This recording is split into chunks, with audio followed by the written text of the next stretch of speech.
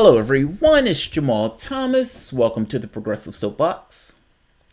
I hope everyone is doing all right. Let me make sure I am up and let me check my sound. Let's see. Sound looks good, I think. Yeah, good. Sounds good. Guys, you'll see a bit of a crawler here. Click link in the description box for a super chat alternative. There is a little zombie that will get up and run when a donation is made to the channel. The donation can be made into the little link that https://streamlabs.com/Jamal Thomas. That link is replacing Super Chat for the foreseeable future, at the very least until August 31st. So there's that. That's why that little crawler is there saying the link in the description box for Super Chat alternative. That said, let's not overly focus on the cash. I'm sick of talking about it, and I've been bitching about it in multiple videos.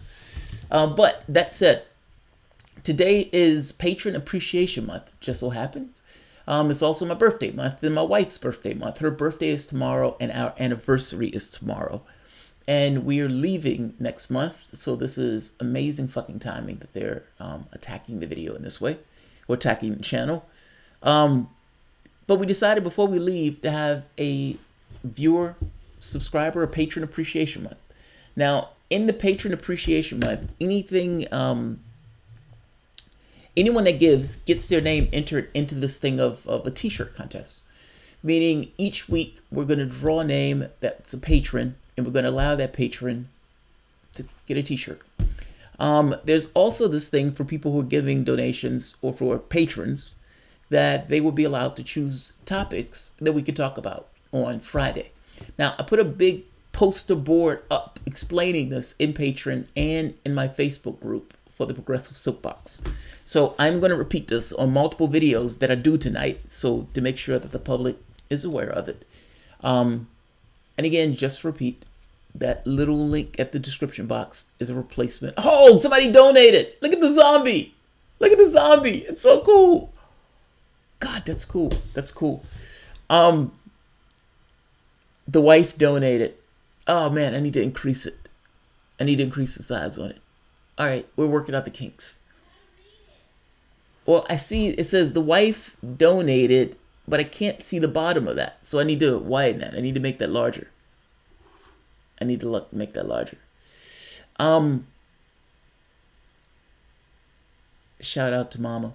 Yeah, I need to enlarge that. So I'll do that on the next video to make sure people can see what is being said. That said, let's jump into the news. So let's hop across the pond for the moment. We know that Theresa May has been struggling with this idea of Brexit. Now, she came out with what she called a checkers plan. The checkers plan was roundly derided by the Brexiteers and by many people in the public that looked at it as an utter and complete, absolute betrayal. This is not the Brexit that we voted for. This is not Brexit at all. This is Brexit in name only, and you are maintaining a regulatory alignment with the European Union in a way that, for the most part, makes it, a nonsense proposition to leave. If this is the screaming, gnarling baby that you're giving us, we prefer to just stay in the European Union. Well, nevertheless, Theresa May is pushing forward with this and taking it on its face. It was rejected. Now, somebody said that the checkers plan was going to be rejected outright because the checkers plan was running up two hurdles. One hurdle is that the European Union does not necessarily want to give Britain any favors in this, and the UK any favors. Ultimately, if you're leaving us, other countries may also want to leave. And if those other countries leave, we don't want them to believe that the deal is better outside of the European Union than it is in the European Union, meaning that we will take a very particular stance.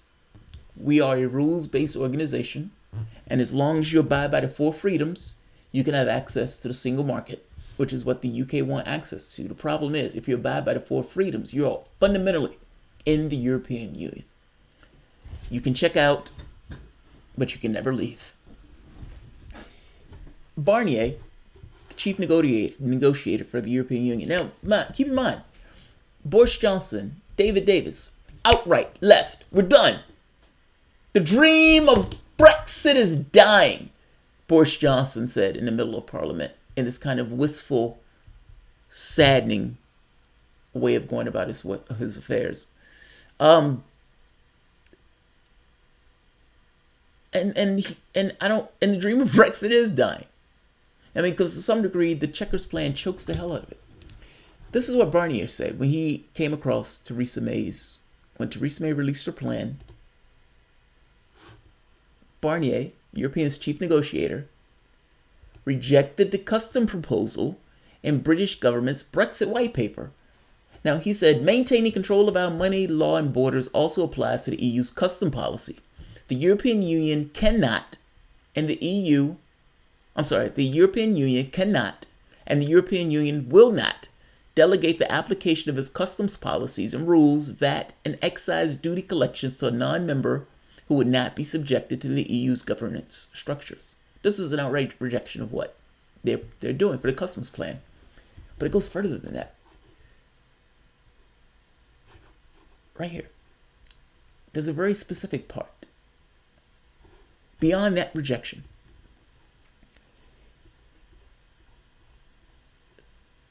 Right here. Which issues are fudged? So I know I'm going through a lot because the Brexit plan has been right much, and I've done multiple videos. But I just want to nail something down specific that's taking place currently. I'm trying to, and maybe I'm doing this in sort of a scattershot way. Theresa May's plan in this was a maximum facilitation deal and a customs arrangement. Maximum facilitation. All right. All of this stuff is somewhat of a fudge. She was going to essentially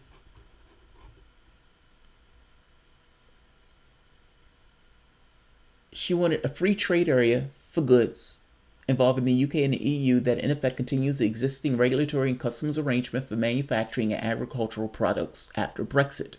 However, services, not so much. Now, the fudge in this is services.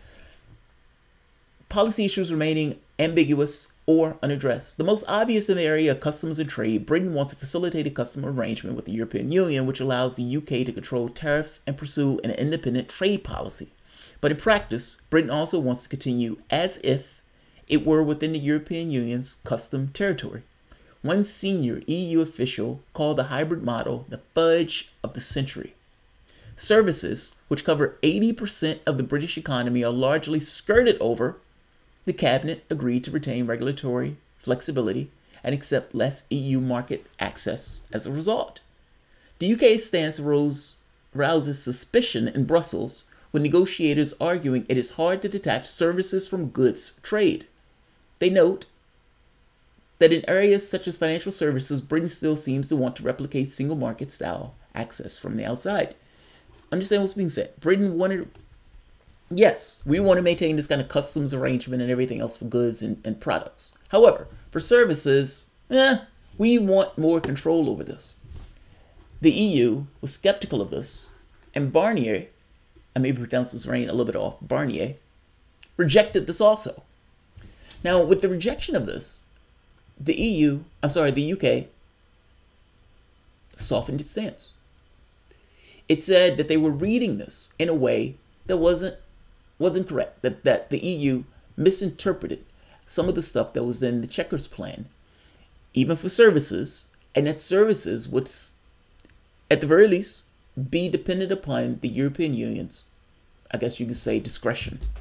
What that means is, if the UK doesn't abide by the EU's rules on this, then they don't have access to those particular markets. I gotta be honest, I don't quite know how they're gonna parse this. But the UK has essentially acknowledged the dominance and preeminence of the European Union in this regard. I find this fascinating. I'm just going to read the article because I think the article speaks for itself. I'm going to read the top part of the article, not the entirety of the article. Someone just gave, and because my little subscription box and donation box is a little bit smaller, come on.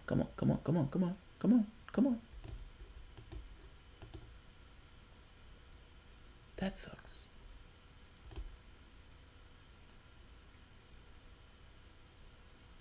I don't know why I'm not seeing this, but let's do it later. And display. Good.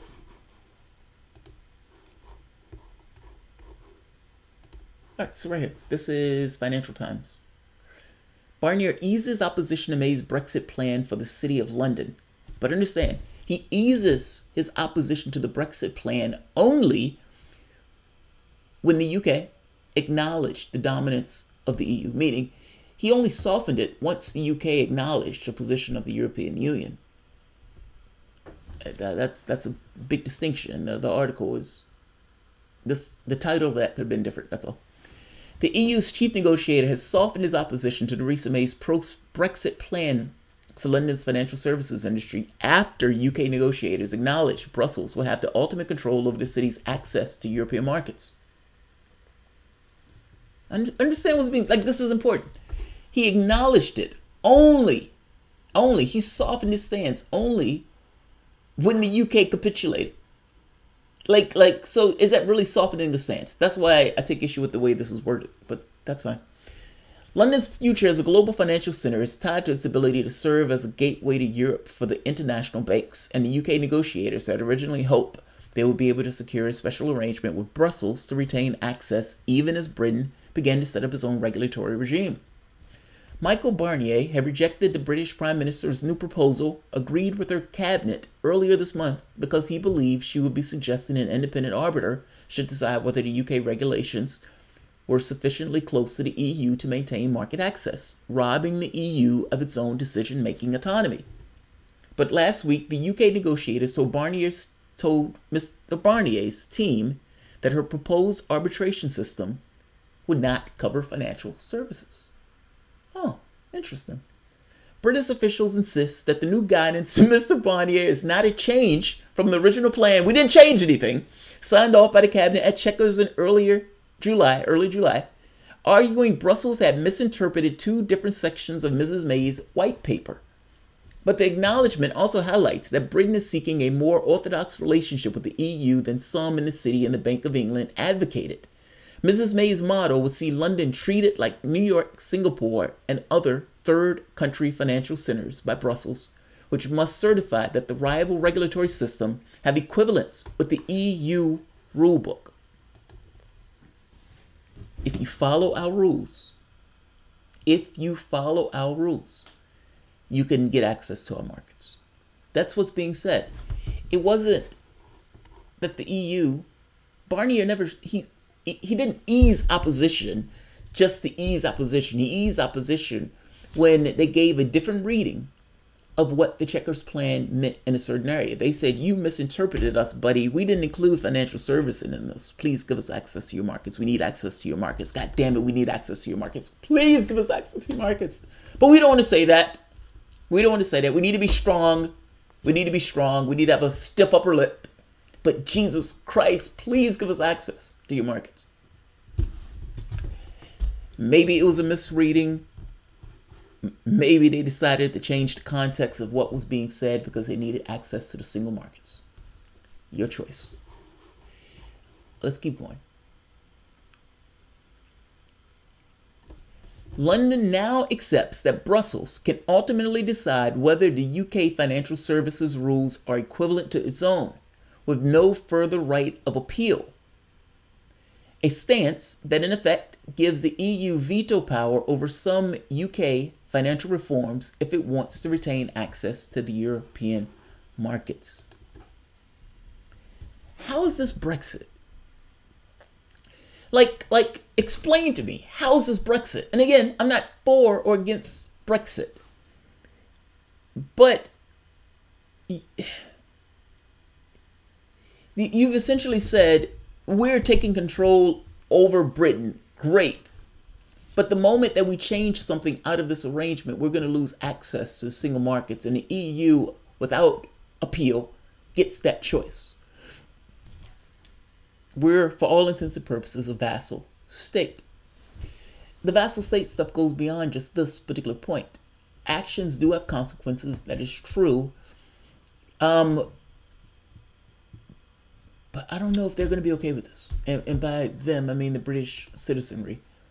this comes across as if you're a vassal state. So even in the aspect of financial services where Britain is supposed to be completely dominant, they are now in the situation where the EU can essentially say, this breaks our rule. Be gone with you. This breaks our rule. So let me check for something.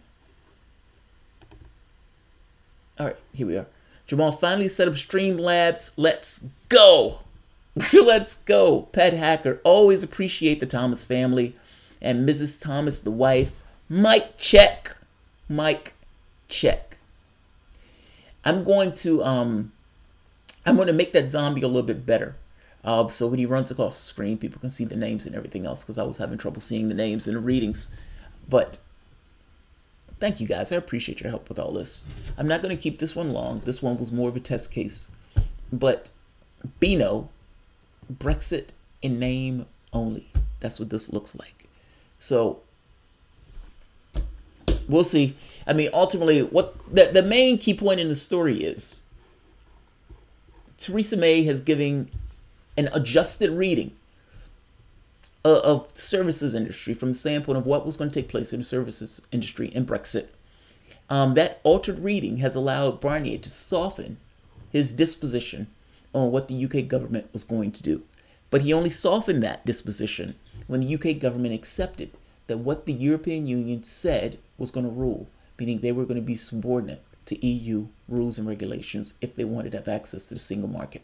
There was going to be no deal where Britain was going to retain some level of autonomy in the way that it goes about its affairs. Yes, it has autonomy, but that autonomy comes with a price, and that price is not necessarily having access to the single market, which the EU would be the sole deciding factor. Britain having no choice in the matter but to accept their rules. Whatever you want to say about the Brexiteers, they are right in a sense where Britain becomes a rule taker, as opposed to being in the European Union, having a large influence within the European Union, as opposed to now where they are a rule taker. So I'll leave it here.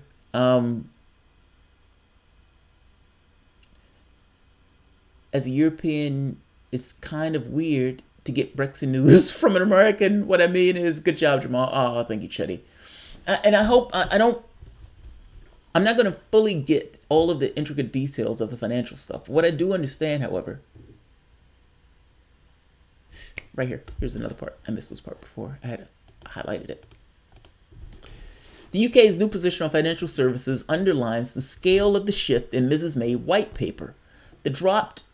This dropped the UK original aim of securing a mutual recognition agreement with the EU to provide treaty guarantees on market access while still allowing both sides to develop different regulatory rulebooks. That's a change. That's my point. That's a change. That's why I don't like this title. It's not Barnier eases opposition to May's Brexit plan for the City of London. It's more so Theresa May capitulated, and in her capitulation, Barnier eased his stance. But the stance was eased based on the capitulation. The stance was not eased just for easing the stance. It wasn't something that Theresa May won. It was something that the EU dictated and the UK essentially accepted. There's a difference in those things. There's a difference in those things. And what's the last part? The less ambitious equivalence model aims to build on and enhance the EU's existing systems, which gives limited market access to the United States and Singapore, where their rules have a similar outcome as EU standards. The odd part about this is, if you listen to Theresa May's first speech on this in Parliament, Theresa May, I know that what the Brexiteers wanted, and I know what they've been talking about, but it was pretty clear in that first speech, just from an intellectual standpoint, the EU is not going to give you a better deal outside of the EU than you're going to get from member states inside the EU. That would be weird and odd to do. You have many other states that are Eurosceptics that are talking about leaving the EU, and it is not in their best interest to give Britain an awesome deal in doing this. That's the first point. Second point. When Britain started on this, my first thought was, the European Union is going to try to injure them, and even if they don't try to injure them outright, staying with this idea of we're a rules-based organization. That's all we are. We're a rules-based organization. We got to follow the rules. We can't make adjustments to the rules. We need to follow the rules. Now, whether that's true or not is kind of besides the point. That's going to be the rule set going in this negotiation with Britain. And if you've noticed, that has been the rule set. Hey, you can get access to our system providing you have regulatory alignment with our system. Well, that's not necessarily what Britain wanted. Britain wanted somewhat of a separate deal. And when you're finding in one case after the next, they're not getting that separate deal. They're not getting that separate deal at all. So Brits already got extra stuff all the time, but not going to get it now. They're not going to get it now. All right. I'm going to end this here. They pay into that social system for all that extra stuff. Yeah, they pay for it. It's not free. They pay for it. Your society can decide what your society wants to provide for the members of that society. Meaning we can decide how we organize ourselves to allow us to have decent lives as opposed to fighting in the margins. Europe realized that a little bit earlier than America.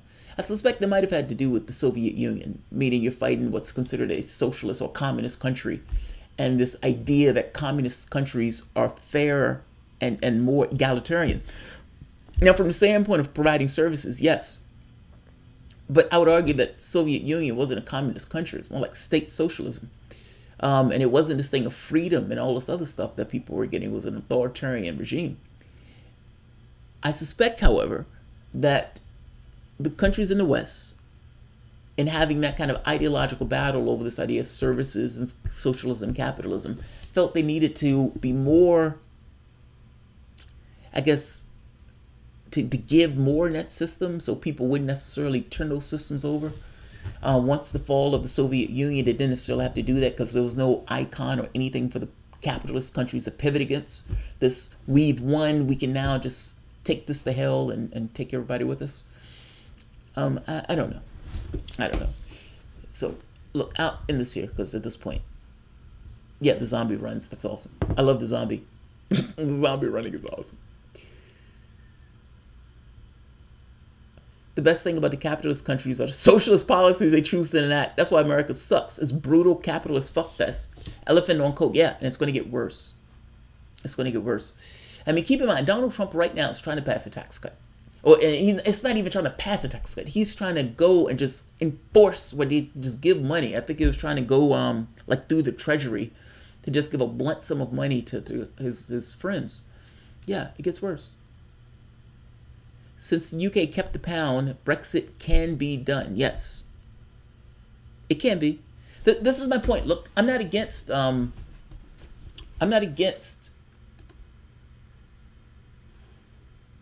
Where's it? Oh. New donation, Star Trek. What is this?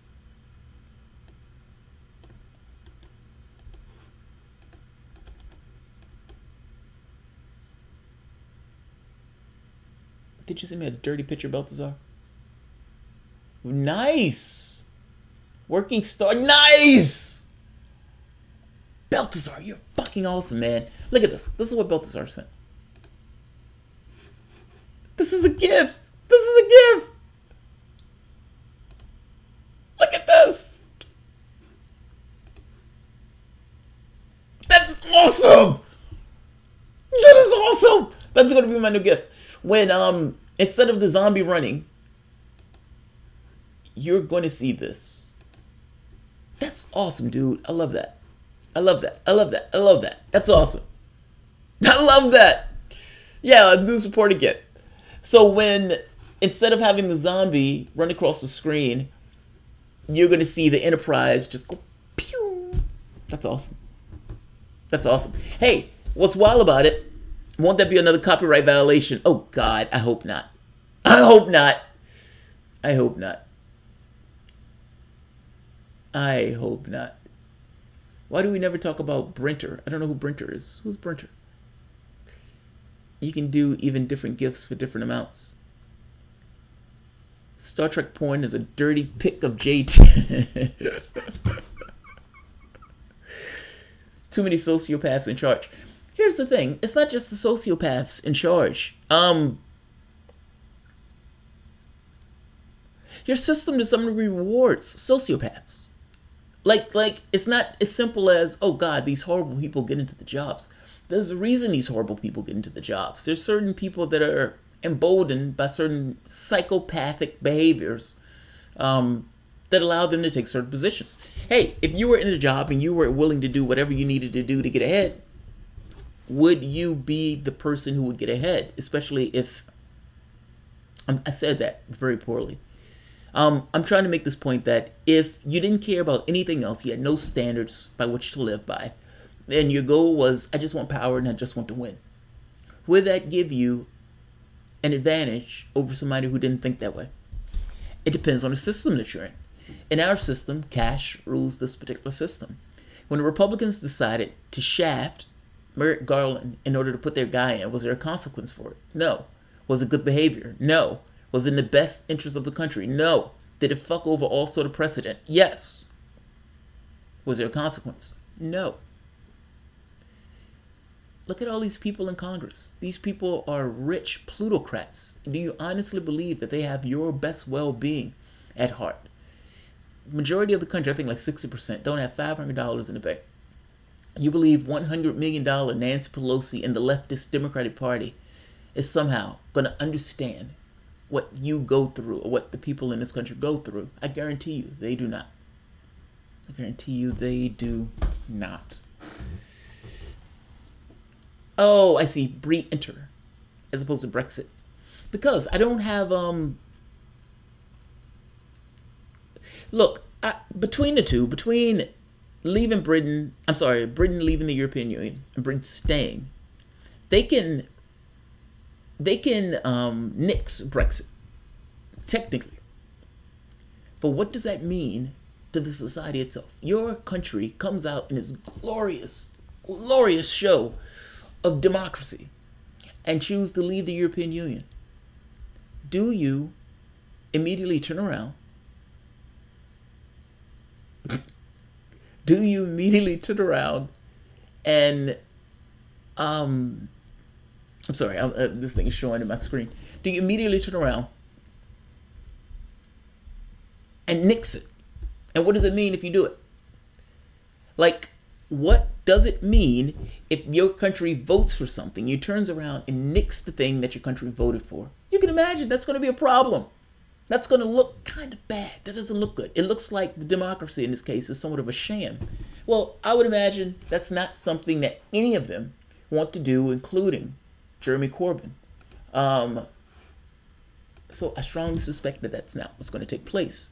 They're going to give some level of Brexit, even if it's Brexit in name only, and even if it's not in the best situation for Britain.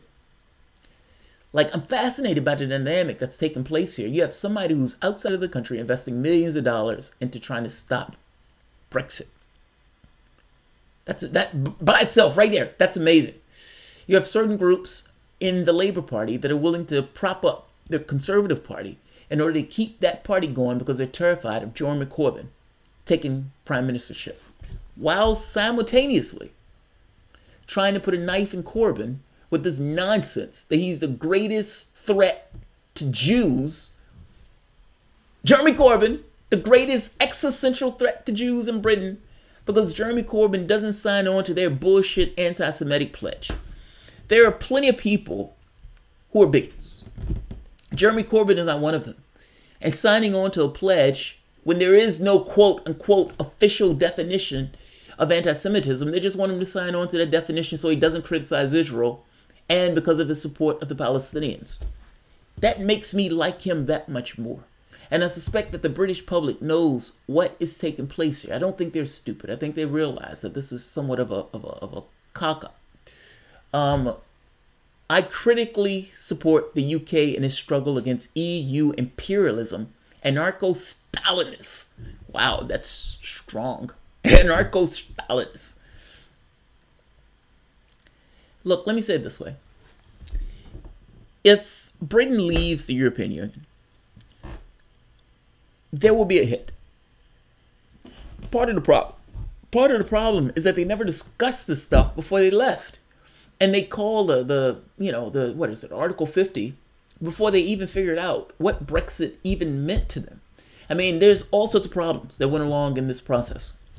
My question is very straightforward. If Jeremy Corbyn becomes prime minister, could he enact the plans that he wanted to enact while being in the European Union? If that answer is no, then I want them to be out of the European Union because I want Jeremy Corbyn to be able to enact his plans. If that answer is yes, then why the hell are they leaving the European Union and taking a hit in this way? Because they will take a hit. Oh, that's interesting, by the way. Critics the struggle against EU imperialism. Oh man, I may do a video on this by itself. I learned something yesterday while laying balled up in pain. That was a fascinating hypothesis from this guy who was talking about the European Union, Europe colonizing itself. A fucking fascinating thought. France, and I think he's right on some of this. I don't think he's right as an absolute, because most things are not an absolute, but I think he's right on some of it. But the basic hypothesis is that Britain was never a nation. Britain was always an empire. France was never a nation state. France was always an empire. Same thing with Germany. Same thing with these other countries. Now, his argument is Britain is trying to go back to some nation state past that never existed. Britain, in its capitalistic way, was able to make its ends using all of these other nations in order to sell its goods to, buy its goods, produce, and everything else. It was able to essentially stretch itself across the globe. So Britain was an empire. This idea of Britain being a nation state wasn't a long thing. It was somewhat of a fleeting thing. Same thing with the Ukraine. The Ukraine during, I think it was World War I, well, after World War I, had anarchists who were trying to set up an anarchist government in the Ukraine. Russia essentially took that, so it wasn't necessarily a thing that they were able to set up. But Russia was able to essentially take the Ukraine over, in addition to some of the other states that were surrounding it. But from the standpoint of Europe, so let's leave Russia out of it for the moment. After World War II, Europe was devastated. And the colonies that Europe had access to at that point started to essentially diminish and disintegrate. Germany, France, Britain, if you think about it, Britain started to lose its colonies at that point. Britain started to essentially decolonize. Now, the European Union in this case ended up being a safe landing. So instead of them having India and some of these other islands or some of these places in Africa in order to trade and deal with, the European Union, to some degree, colonized itself, allowing all of those nations in Europe, like the Habsburg Empire and all these guys, to essentially find a safe landing within the shores of the European Union. Because they couldn't colonize anything out, they started to colonize the states themselves, giving up certain rights in order to get, you can say, others. What Britain's missed in this is that Britain didn't have a colony to go back to. The European Union may be the best that Britain could get. His argument was, the problem with Brexit is that it's put through a lens that doesn't necessarily take in European history in a way that it needs to be looked at. Meaning, you were never a nation state. You were always an empire, or you were never a nation state only for a blip in time, but you were for the most part an empire. And the European Union is your safe landing. Russia, being one of the European empires, the Tsarist empire, wasn't included in that safe landing. Russia had to do it on its own and by itself. And to some degree is being excluded from that. That said, the other European nations, and like I said, isn't that absolute, like Finland and there are a few other European nations. But I thought it was a fascinating hypothesis. I mean, I think he was a professor of something. I don't remember exactly what it was, but it was a fucking phenomenal lecture. Didn't Rome invade it? Yeah, Rome invaded Britain, I thought. Star Trek Enterprise, Kirk hooked up with the sexy alien princess. Imagine Kirk is about to get pussy with the alien Heidi, and he just gets ready to put it in. It looks like a squid, a bleak tentacle. What? I think Kurt would be cooler than that. I think he would handle it. He would handle it well. To be fair, I treat conspiratorial leg of folks tales somewhat true, but kind of exaggerated. Well, he wasn't given a conspiracy theorist. He was, I mean, it was European history. His hypothesis, however, was just the lens that he was looking at it, saying that this is another lens to look at this to make the world make a little bit more sense than it does. It's fascinating. Leave Britney alone. Leave Britney alone. Anarcho-Stalinist. Stalin. Man of Steel. Man of Steel. I haven't heard Stalin's name all that often, at least not outside of historical stuff. But anarcho-Stalinist, thank you very much, man. I appreciate it. I appreciate it. Guys, I appreciate your help. Today has been a fuck fest. It's always weird when you get bad news where you're like, what? Why is that taking place? And I think the biggest issue with YouTube is it's like there's no recourse. It's a problem with monopolies. It's literally the problem with monopolies. There are no other choices. There's no other options, so they can do whatever they want. Unless you're a major channel, and even then, if you're a major channel, they can wipe you off. What are you gonna do? What are you gonna do? All right, Uncle Joe, don't jump my shite. Uncle Joe, yeah, Uncle Joe. Stalin was fucking brutal. Good on the guys for sorting you out, JT. Nice one. Yeah, Balthazar and all these guys helped. Balthazar had been saying get Streamlabs for a while. It's a little unwieldy because, people get to the point of just super chat and they can go. Whereas opposed to Streamlabs, you have to click below it. It's a little weird. Stalin is a PC Hitler. No, Stalin was different. I mean, one of the guys, Steven, I can't think of his last name, he wrote the book on the early years of the revolution in Stalin. I don't think Stalin is Hitler. They're different. Like even they're operating the way they would operate. Like Stalin, and some of the stuff that people report about Stalin wasn't necessarily true, but Stalin was fucking brutal. It's fucking brutal. Now, to be fair, they were in a war with another nation. They were in a constant conflict with another nation. Being in this constant conflict, they had to take certain actions. But Jesus fucking Christ. Jesus fucking Christ. If you mathematically calculate all the possible moves in the Monopoly, you end up with in jail square the most often. Are you serious? Balthazar, are you serious? I don't know that. Is that true? Mark Benjamin, yo Jamal, what is your thoughts on LaRoche Pack? I don't know who LaRoche Pack is. I don't know what that one is. I'll look it up though. LaRoche, LaOurche Pack. Yeah, I don't know what that is. Stalin and Hitler were dictators and vile ones at that. Yeah, they both murdered millions. Yes. Yeah, I guess the only difference is Hitler did it in a systematic way where he was trying to eliminate one very specific group.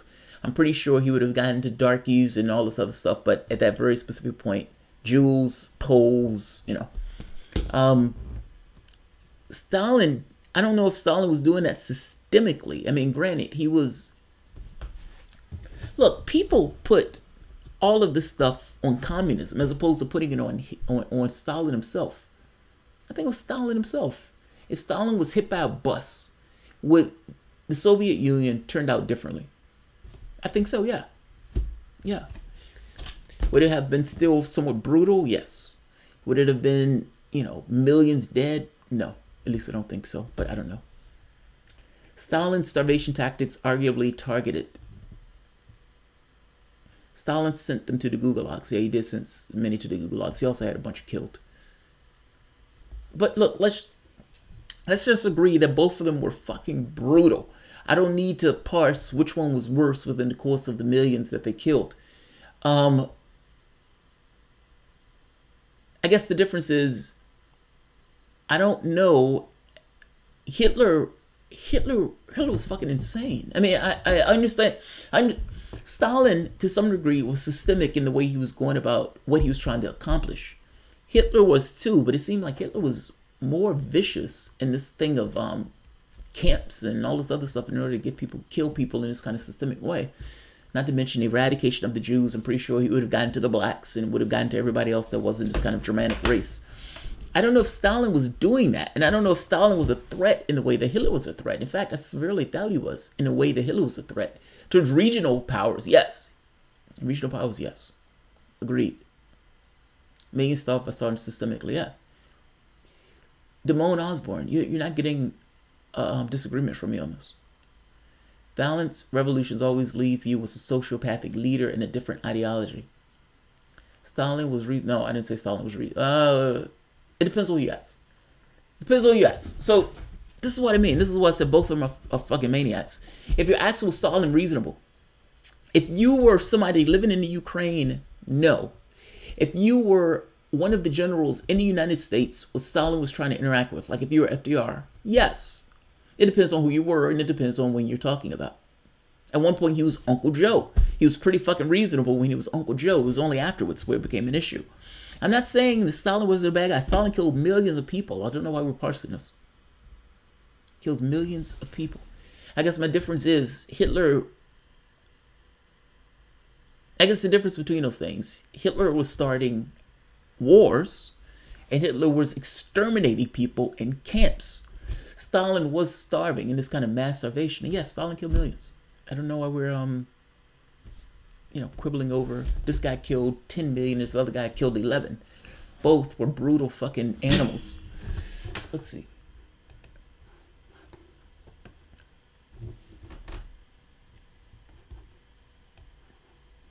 What is this?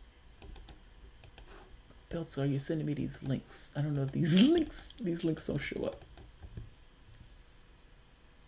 Monopoly probabilities. Oh, probabilities of Monopoly. That's amazing. I didn't know that. I didn't know that. I guess if you were designing the game, if you wanted to fuck around with people, I guess you would make that square. The most problem with socialism and capitalism is just that once the negative figure finds a way to power, they chokehold it and do very, very bad things. So here's the interesting part, though. But not all communism stays in the past, meaning communistic thought evolves. What does it mean to be a communist today as opposed to what it means to be a communist back then? I don't like any system that gives away power to the degree where you have this kind of leader or dictator head of the process. I am more in camp of this kind of anarcho-socialism where it's these more, where it's a recognition that people given power will use that power in ways to benefit themselves. It's just an honest acknowledgement of it, that power centers need to justify themselves. I lean more towards ideas like the Venus Project, but the Venus Project is for all intents and purposes anarcho-socialism. Anarcho-socialism with, I guess you can say, bells and whistles attached. Russian losses were far greater than anyone else in that war. Yeah, in that war. Oh, God, yeah. They lost millions. I mean, you're talking about like 20 millions. We are expanding NATO around their borders. Now, you can expand. Russia will be sensitive about its borders. It was invaded twice. The first time, I think Russians lost, like 5 million, 6 million, some ridiculous number of people. And the second time around, they lost like 20 million people. I mean, it was an insane number of people that they lost in that war. I lived in something like 28 million. Thank you. Yeah. It's not that, look, whether somebody is reasonable or not is a different question than whether they're psychopaths. A psychopath can be reasonable. He's just a psychopath. If Stalin's life was at stake, meaning, oh my God, Germany is attacking us. I'm joining forces with the Allies, and I need to work with the Allies. It is reasonable for him to work with the Allies. That's a reasonable move to make. It is reasonable for the Allies, regardless of how much they think of a psychopath he is, to work with that psychopath if it's going to help them win the war. All of those things are reasonable. All of those things make sense. It doesn't stop him from being a psychopath. It doesn't stop him at all. All right. America's throw that term around like hero. Yeah, hero doesn't have any meaning. If a fireman rescues my mom, that guy's a hero. If fire rescues me, he's my hero. Beyond stuff like that. I don't know if that's meaning. All right, I'm going to end this here. Stalin made a pact with Hitler. The Pact of Steel. Yeah, he only made that pact with Hitler when the Western countries wouldn't make a pact with him. Yeah, it's only after the Western countries wouldn't make a pact with him. Because again, it was Russia. They don't like Russians. They liked Uncle Joe like shitload when they were fighting the Nazis. Yeah, America and others happily traded with Nazi Germany too. Yes, they did. Yes, they did. Nazis didn't get their equipment and stuff from nowhere. Yes, they might have made some of it, but they also bought some of that stuff from places. So yeah.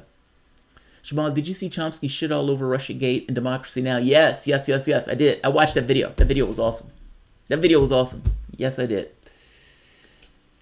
All right, I'm going to end this. I still have 1 or 2. Jesus Christ, it's 10 o'clock. I still have 1 or 2 more videos I want to do tonight. So I will see you guys shortly. Thank you all for showing up. If you enjoy the content, please feel free to share, like, subscribe. You can always support through Patreon, or at this point, what is this? This is not Super Chat. This is something else, Streamlabs. The link at the bottom. Let me make sure I didn't miss anyone. All right. Thanks, guys. Baltazar, Knuckles, Stalin, and Pet Hacker, and the wife. Thank you all very much. Have a good one, guys. I'll see you in a few.